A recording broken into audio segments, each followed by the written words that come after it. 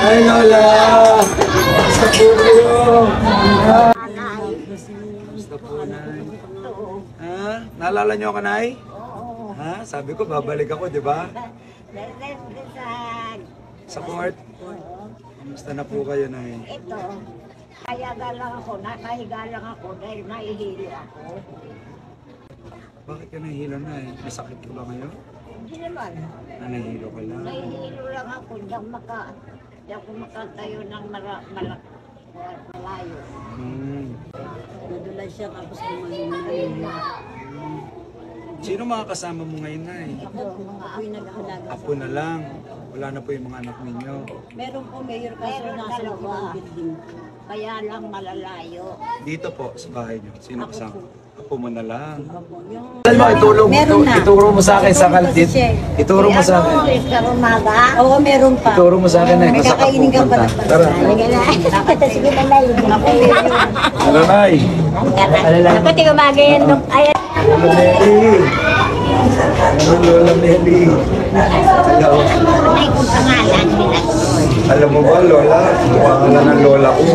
Tunay kong Lola ay Milagros din. Lola, dito ka ba madalas tumatambay? Opo ka na.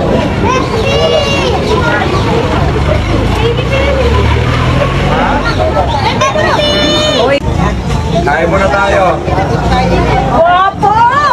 Ate, ano palagi in-order ni Lola rito? Pansit! Pansit! Ako! Malapit ng birthday niya. Okay yan, pansit. Papahaba ng buhay. Order na ako, Nay, ha? Alright tayo.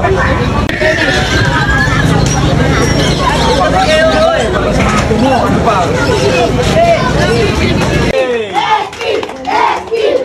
Happy birthday, Lola!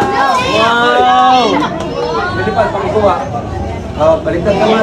Camera doon. Pihit lang tayo dito lahat. Pihit lang tayo lahat dito. Sasalo niyo? So, Maynila, negosyo pagi. Yay! Alam ko, gusto mo pa magbenta ng mga malamig. Ito po, may kasama pa mga masasarap na siomay. Yay!